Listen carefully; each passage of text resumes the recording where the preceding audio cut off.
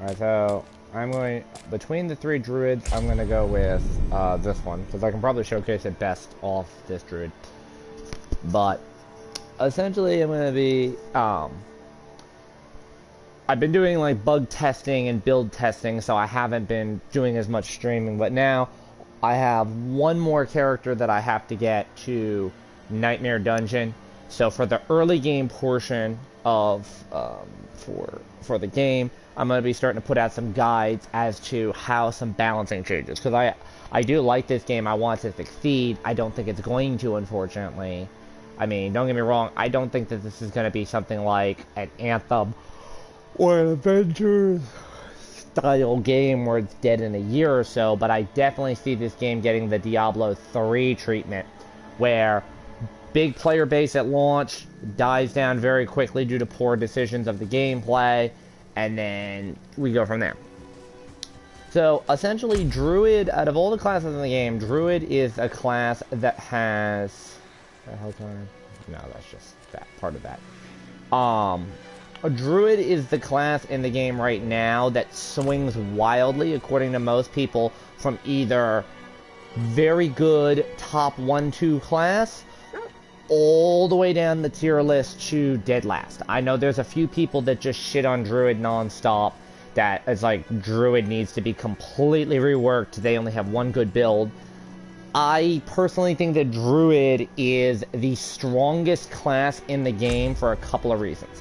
So I chose them first in terms of a discussion video as to what we need to do to fix it. Now, this Druid that I have is a straight lightning, storm build, cataclysm, hurricane, thunderstorm, storm strike. This is not a build you see a lot of. This is a build though that I really like. The thing that Druid has going for it is Druid just has so much combo potential. All of their basic skills, for the most part, do something that help them. Although I do think that Maul and Claw are definitely the weakest out of the bunch. Claw can give you some poison damage if you're specifically looking for that, but primarily you're just using it for the attack speed. Maul hits hard and does have the Fortify on it, which is good for generating Fortify. The downside is it is just too slow attack speed-wise to really get value. And these two skills don't give you anything else other than Maul giving you a small Fortify, this giving you poison. Storm Strike gives you 25% damage reduction every time you hit something with it. Wind Shear is a long-range attack that has either bonus movement speed or the vulnerable proc, sometimes both, which are very good for maintaining that. Earth Spike is very good at getting stuns if you can increase some of your crowd control durations. So these three effects right here are particularly good, between the damage reduction, the stun, and the movement speed. When you look at their core skills, you're in a similar boat. Lightning Storm has some pretty good raw damage to it, and the Immobilize is good for crowd control. Tornado kind of sucks on its own, but with the right legendary aspects, this is one of the most dangerous skills in the game. Most people like the Tornado build. I personally just don't like the Tornado build. I don't like the inconsistencies and the reliance on legendaries for it to be good. Like, this Tornado build is a build where you need to have at least 2 legendaries specifically for it, and if you don't, it just doesn't work. Pulverize is very good. Pulverize is quite a common build that a lot of people use because of just what it does. It's just raw damage output because of the overpower every 12 seconds that you remain healthy. In addition to this, you can get either a stun or damage reduction off of it, and it synergizes well with a lot of other skills in the game. Shred is probably the weakest out of the three. It's a combo-based skill that requires some timing to it, and really what it has going for it is some tricks and giggles in terms of, like, buffing certain parts of the combo to suit your needs. All in all, it's not very strong in terms of actually... It's good for hitting multiple targets at once, but it's not actually good for either applying status conditions or keeping things going, which is what Druid ultimately wants to do. Landslide is pretty solid. It's a high damage skill. It does require a legendary aspect to get going. Let me be clear on this. Very similar to Tornado. Unlike Tornado, I have been able to farm many copies of it. It's basically just it hits a second time, which it doesn't have a second spirit cost. It's very good. Again, this is another thing that has a good immobilize or stun chance. Good for raw crowd control. We're not going to attack the defensive skills yet. I'll come back to the defensive skills.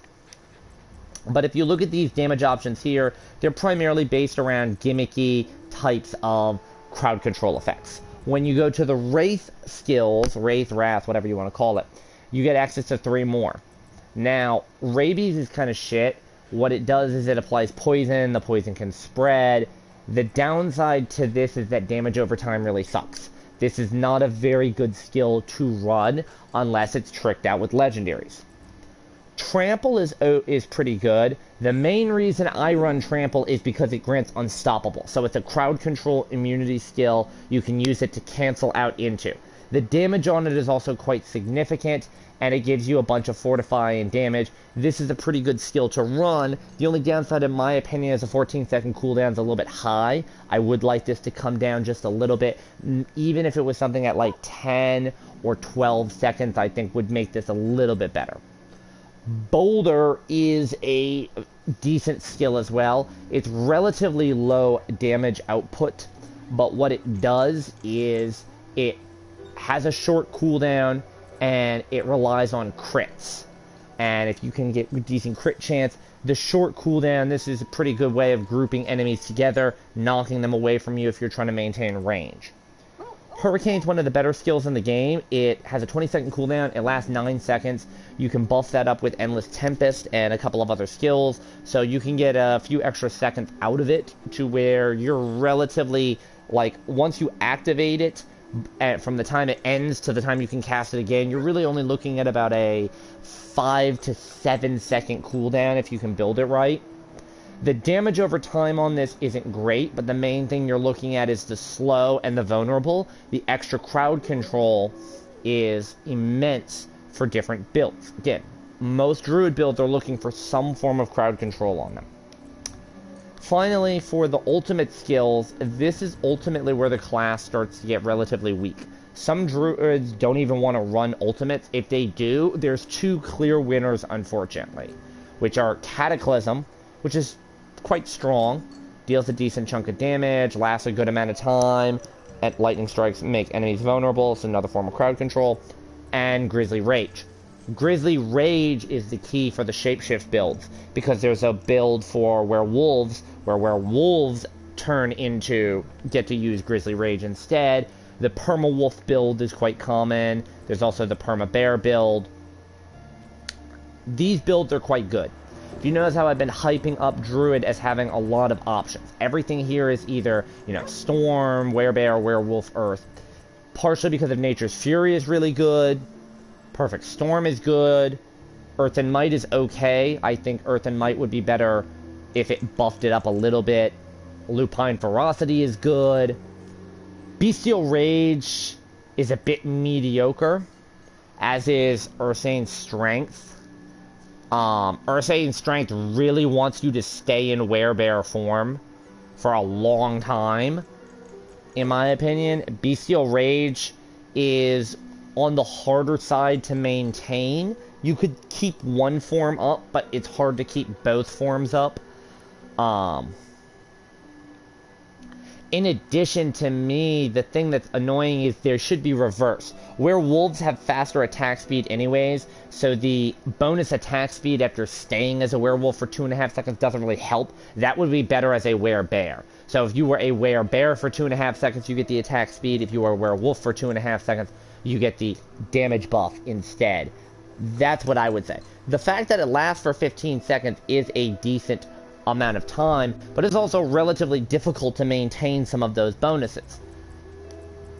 Unless you're running something like Grizzly Rage, and all of your skills are basically just regular werewolf skills, it's hard to maintain. So besides going on and on about the various builds, you notice how I left out the defensive and the companions. Companions are really... The companions and the spirit boons, in my opinion, are really what needs a rework to make the classes stronger.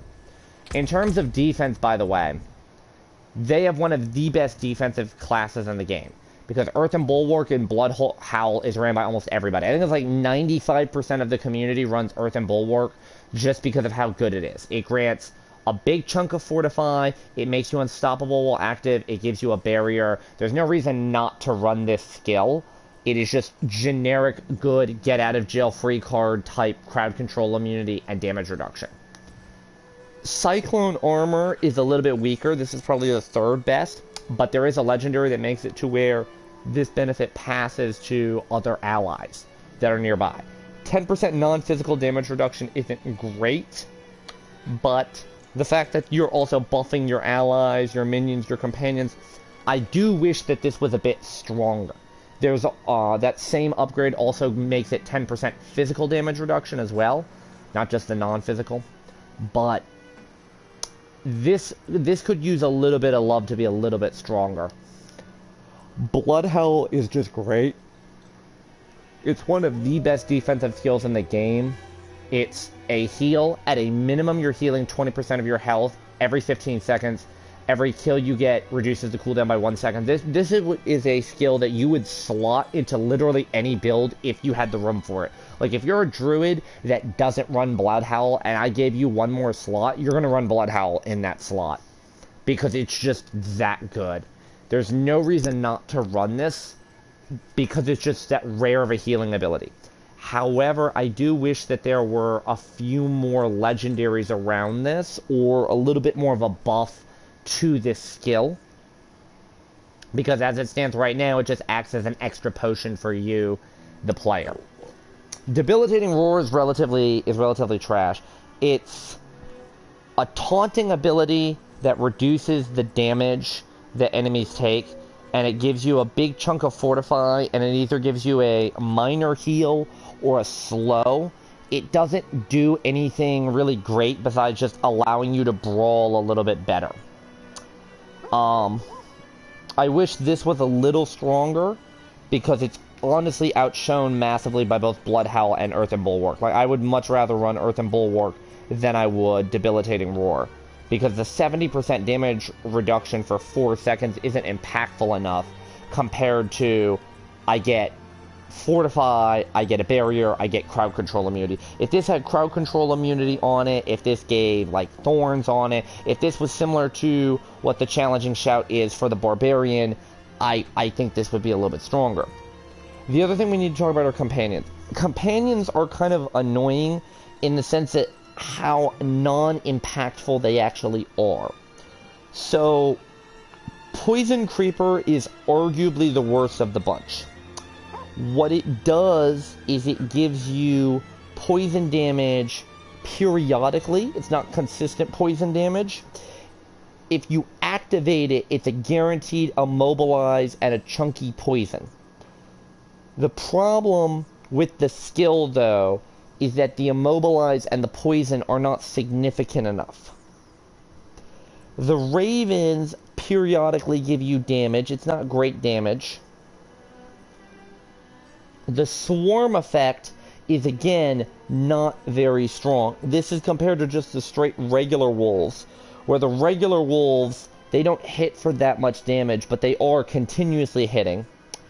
And the activatable damage is much stronger. This also has the lowest cooldown out of these options right here at 11 seconds, as opposed to 15 or 20 seconds.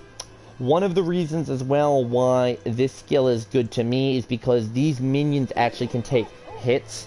It gives you a little bit of the Diablo 2 wolves, which I do prefer the Diablo 2 wolves. I think they were stronger because you had the Dire Wolf, you had the Spirit Wolves, you had the Grizzly. You had your choice between which summonable minion you wanted to have that was taking up a space. The Grizzly was the strongest, the healthiest, but you only got one. The Spirit Wolves were the weakest and the most frail. They did the least amount of damage, but you got 5 of them. They applied cold damage, and they could teleport. The Dire Wolves could consume corpses to boost their damage, but you only got 3 of them right in the middle. I wish there was a mechanic like that. I have 3 wolf companions right now, and I had to run a aspect. Where is it? Where is it? I had to run an aspect in order to even get the 3rd companion. I really think that they could have made this a better upgrade system. Like, the upgrade that's right here, the 20% increased damage to immobilized, slowed, stunned, or poisoned.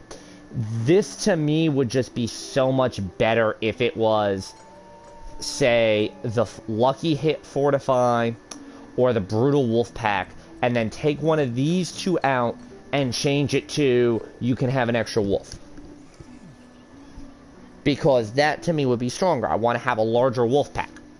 Another issue that I have is I do wish some legendary aspects could stack. Obviously, I don't want to stack something like basic skills gaining attack speed, because if you were to do something like that, that would be broken. I do want to see, however, something like this one right here as a stackable. I want a concept of stackable aspects, where some legendary aspects can be stackable, some can't. The majority can't. Something like this should be able to stack. If I want to have a super wolf army, where I want to have 1, 2, 3, 4, 5, 6, 7, 8, 9, 10. If I want to run 10 extra wolves, I should be allowed to do that just for the shits and giggles. I mean, why not? What's the worst that could come out of that? Super wolf army? In terms of discussing, though, the problems that Druid has, a lot of people say that Druid lacks single target DPS. You have to build for it. The thing that makes Druid so good is they are legendary dependent. That's a negative and a positive. All of the synergies that they have so many Nature's Fury synergies where Earth and Storm skills go hand in hand. There are so many synergies with Were-Bear and Were-Wolf, and Lightning becoming Were-Wolf and Earth becoming Were-Bear, and then chaining between Were-Bear and Were-Wolf. There's so many synergies between the various skills that you have. It's great. Even though it is legendary dependent, it does make finding new legendaries seem, well, legendary. The problem to me that this class has, and I think is the biggest drawback, this is where we're going to end on, are spirit boons. So essentially, once you hit level 15, you get this ability to do the Toldur Stronghold. When you clear the stronghold, you have to do some side quests around here, and then you can come to this little area of the map right here and start spending spirit boons. Spirit boons are an offering that'll be in your consumables tab. The way they work is you go and you earn these off of enemies. Then you go over to the deer, the eagle, and the wolf, and you have to spend 300 total out of them. Each one of these spirit boons costs 25, and they're unlocked in order. So, you know, the first one you're going to get is going to be the Thorns one. The first one you're going to get is the Critical Strike chance. The first one you're going to get is Pack Leader, right? When you buy these, you can equip it automatically. Then you buy the second row, and you can do that, or you can buy them all at once. The Snake, you have to buy all 4 at once, which is 100 spirit. So in total, to unlock all your spirit boons, you need 400 spirit offering. It doesn't take you that long to get it.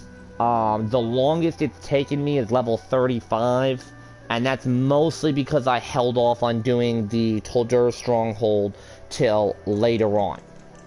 So what's the problem with spirit boons? Well, for one, the concept of the spirit boons goes away pretty much immediately. As soon as you've unlocked all the spirit boons, you no longer earn that spirit offering.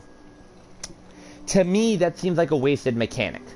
They could have something similar to the Paragon board, where you could continuously spend spirit offerings to each of the vendors and upgrade the spirit boon that you have. Whether you keep it where each of the spirit boons can be upgraded to level 5, whether each of the spirit boons is upgraded to level 20 like the Paragon glyphs are. Here's the main issue you have, right? Let's look at the deer ones. You have the Thorns one, which scales with you and gets slightly better. Druids are a mediocre class on Thorns. They're right there in the middle. It's kind of they're the niche 3rd class. They don't really care about Thorns like Necro and Barbarian do, but they're not opposed to it. This is a common pick, though. 10 maximum spirit is kind of terrible because it doesn't scale. 10 spirit is nothing. If this was 25 spirit, I could maybe see it. That's an extra cast on some skills. This is worthless to me, though. The 10% reduced damage from elites is relatively worthless. It's pretty insignificant. It's alright, but it's not great. The 15% reduced crowd control effects, again, it's alright, it's not great. You could legitimately double the effects of any of these skills in this class right here, and they're still on the weaker side.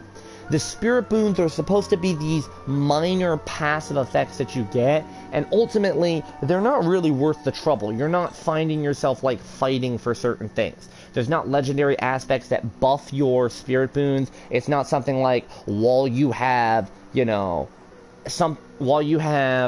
like, you know, let's say you have 10% reduced damage from elites, 10% attack speed, the fortify for 10%. Is there one here? Here we go. While you have 4 spirit boons up that all have a 10% chance on them, or a 10% effect on them, which would be like, say, Wariness, Swooping Attacks, Bolster, and Calm Before the Storm, you get like a 10% bonus to all other skills that aren't affected. That could be an interesting legendary aspect around Spirit Boons. That currently doesn't exist. It's like, if you look at what you have available, right, the ones that the Snake ones offer are supposed to be build specific. Obsidian Slam is good for an Earth build. It's good for a Nature's Fury build.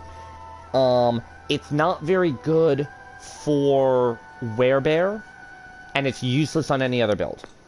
Basically, every 20th kill will cause your next Earth skill to overpower. Every kill that you earn, it could be any, no matter how it's acquired, your Earth skills overpower automatically. This is pretty good. This is especially good if you're running Werebear, and the Werebear with the skills becoming Earth skills is good. The Lightning one is very good if you're doing a Lightning build, because any lightning damage has a 20% chance to emit a static discharge that deals 20% lightning damage to surrounding enemies. This is nice. It's a lucky hit chance, which isn't great, but it works in pure lightning builds where you're dealing nothing but lightning damage.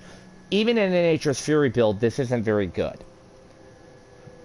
Masochist, critical strikes with shapeshifting skills heal you for 3% life. This could be stronger. You could legitimately double that to 6%, and it still would be mediocre at best. If you are playing a shapeshifting druid, you're honestly tempted to run Obsidian Slam more as long as you have the Earth skill for it, because it's just not that strong. Calm Before the Storm is something that could use a little bit of a buff as well, because you're not really using your ultimate outside of 2 ultimates. Because Petrify and Lacerate are pretty bad. So, this is good if you run Cataclysm, and the lucky hit to reduce 2 seconds off cooldown is great. The downside is it only works for 1 ultimate skill. Like, this could use a buff. This could use a buff. This could use a buff. This is okay as it is. Same thing with some of these. Extend the duration of ultimate skills by 25%. This is good. This is something I run if I'm running Cataclysm, because, you know, bonus duration of Cataclysm. It's not good for it's okay for Petrify, I guess. It's okay for Werebear, I guess. It's terrible for Lacerate, because it keeps you immobilized longer. Bolster is very good, because you want to fortify. All your defensive skills are pretty good. Energize is okay. The lucky hit chance to restore spirit, and it's not a significant amount of spirit. Pack Leader is okay. The lucky hit chance for crits to reset the cooldown of your companions. If you're not running companions, which most people don't, I just like the wolves, this is terrible. So it really kind of limits you between these 2 skills right here for the majority of your builds. Same thing, we already talked about this category where realistically you could chuck anything on here except for the maximum spirit and you're getting basically no value. This category right here is kind of interesting, because the nature skills and the werewolf skills want a crit. So Scythe Talons for the crit chance and Avian Wrath for the crit damage are particularly good if you're looking to crit. If you're Werebear, or if you're pure lightning and you don't really crit that often, you're more about vulnerable and immobilized, these are completely worthless to you. You wouldn't even consider them. So that leaves a 10% attack speed, which is okay, or 10% maximum life, which is good, making you a little bit tankier. Most classes are taking this. These skills, in my opinion, should have a leveling factor. You can use the spirit boons for them, in my opinion, where the spirit boons, you have to spend spirit boons at the vendor. It gives you a reason to keep going to Toldur, and it keeps giving you a reason to spend your spirit, because as it stands right now, I have no reason to come back to Toldur. I'm done with that. I've done the stronghold. If I were to do this aspect dungeon right here, that's the only reason. There's a mission for it, and there's an aspect dungeon. I would do that. I'm not coming back here again unless I need to. Why? Because I already have my spirit boons. I don't really care. I have the spirit boons. I have what I need. I'm done. I don't really need to do anything else. So, what would I do to fix spirit boons? If you want to have this scale to level 5, you could make it to where every 100, you have to spend 100 spirit offering to level up each spirit boon by 1 level. And it would cap out at level 5. So that's 500 spirit offering to max out a spirit boon. Well, it'd be 400 actually, because you go 1 to 2, 2 to 3, 3 to 4, 4 to 5. Right. And remember, you get 5 boons, so you're looking at about 2,000 spirit offering. You could do something similar. You could maybe do, like, say, 50 spirit offering per level, or you could even keep it at 100 spirit offering per level if you wanted to have it go up to 20, like Paragon Glyphs do. And then, for me, the prickle skin, this works better as percentage than a flat amount. Force you as the druid player to go get thorns damage on your own. Do you want thorns in your build? Go get it. If you don't want it, then you're going to ignore this anyways. The flat amount's not helpful.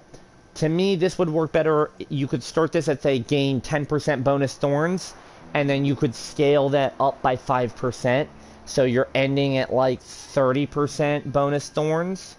I don't think that's too bad, because druids really don't do that much for thorns. Maximum spirit.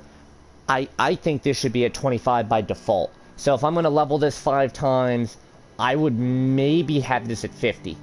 I would have it at 10 right now, and then you could level it up to 50 through the spirit offerings. For wariness, which is 10% reduced damage from elites, I don't think you want to increase this that much. I'd say 2% a level, capping at 20%. I think that like 20% is enough where I would consider running this. Particularly if I'm competing with Spirit, if I'm competing with Thorns, if I'm competing with Crowd Control, I need about 20%. It's not too bad. A Crowd Control duration, I think you can scale this up to 25%. So maybe 2% a level. I'm fine with that. 25% is okay. Cuts it by a quarter. It's not too bad. The critical strike damage, I think you could scale this up a little more. This is one of the few ones that I don't really think needs that much work. I think you could leave this as is, and it would be fine. Personally, I would scale it up just because I'm scaling the rest of these up. So if that's the case, I would probably, maybe 3% a level. Cap it at 45. Attack speed. This is definitely something that wants to increase. This should be a minimum of 20%, in my opinion. A minimum of 20%. You realize that there is a common imprint that you can get that gives you 15 to 30% attack speed. Why is this only giving me 10%? You can make the argument, oh, it could stack. But even if it stacks, it's not that great. A max roll 30%, which would become a max roll 60% on a two-handed, and this makes it 70. I wouldn't do that. If I'm already rocking, say, 30% attack speed, or if I'm rocking, 60% attack speed, I'm not running this skill. So to me, bumping this up to 20% as the cap would be fine. So again, 2% a level. This with the maximum life, this I don't want to buff up that much more. This I would add maybe 1% or 2% a level. 15, 20% at the most. I think this is really powerful. I don't want to scale this that much. I don't want to give this too much extra, because this is really good. 10% base maximum life is good as is. That's why I don't want to mess with it. Increased critical strike chance. This to me could go up to 20%. I don't think it needs to. I think I would scale this at 3% a level. So 15%. I think that would be fine. I don't think you need to increase this beyond 15%, maybe 20%. And that's pushing it. What to do for pack leader? I would change the lucky hit from critical strikes triggering it to crowd controlling an enemy triggers it. This makes it much more reliable, given that there is already a chance on a lucky hit. So you have a chance to trigger an effect that then has a chance to trigger that effect. I really think this is better off of a crowd control. Like, crowd controlling an enemy triggers the lucky hit, and then from there you could have that. That's the simple rework. I don't even think you need to percentage base this. That's realistically what I would do. For Energy Eyes, again, this is a lucky hit chance. I'm fine with the lucky hit chance. I'm fine with the 15% chance. The spirit amount has to go up. I don't think you need to cap this that high. This is fine at 15 or 20 spirit. Let's say 20 spirit. Because it's a lucky... Yes, it's off of any type of damage you deal, but it's going to be relatively inconsistent to trigger, because it's a lucky hit chance, and then it's a percentage chance, and then, you know, if you're full on spirit, you're not going to see it in the first place. So, I think at 15 or 20, this is fine. Bolster. This is, again, one of those really good ones that's just good by default. In terms of how I would buff this, this could go up to 15%, like 1% extra per level. I don't think it needs that much work. It's same thing with the life one. It does not need to be that big of a deal. Next up, we have Calamity. Extend the duration of ultimate skills by 25%. I don't think this needs to be changed that much. So what I would maybe do is you could tie a cooldown reduction onto this, where each level that you level it reduces the cooldown by 1 or 2 seconds. So you could shave either 5 or 10 seconds off max. 10 seconds might be a little bit too broken, because now you're looking at, what, Cataclysm being... Cataclysm would be like 50 seconds. Yeah, this would be like 35... Oh no, that'd be 40 seconds. That'd be 40 seconds. That would be 35 seconds. That I think would be fine. That I think would be fine. That would still be too high for Petrify, in my opinion. Might be broken on Grizzly Rage. Definitely be broken on Grizzly Rage. But I think that the duration is fine as is, and it's really not something where I could even justify... Like, if I'm doing anything, I'd extend it by 1% a level. Put it at 30%. That'd be the absolute most. I think a little cooldown reduction. Now, for the build-specific ones that are here, you might say, oh, well, these don't need that much work. I think they do. Calm Before the Storm needs a buff to the chance on it. That's what I would increase. 2% a level, giving you up to a 20% chance. That's how I would scale that. Masochist, that needs to be a significant increase. I would argue at least 1% per level. That would put you at 8% maximum life. I think 2% per level would be too high. That's 13% maximum life. That's a little bit too much healing off a crit, especially if you can buff your crit chance enough. So this I'm okay with, at being like 1%. If they don't choose to do this upgrade system for Spirit Boons, then they need to just give this a flat buff. This could get doubled right now. I'd be perfectly fine. To me, Overload should deal more damage. I'm fine with the lucky hit. I'm fine with the chance on it. The damage on it needs to scale. I wish this scales more dramatically. 5% all level. So, capping at 40%. Obsidian Slam. To me, the way I would do this is that each level that you upgrade reduces the amount of kills you need to get the overpower by 1. So, at max level, it would be 15 kills. That, to me, is an easy balancing factor. I honestly think Spirit Boons are the weakest part of the Druid kit, and I kind of wish these got buffed. Other than that, I think Druid is one of the strongest classes in the game, and I think a lot of people really sleep on Druid because it just seems relatively slow.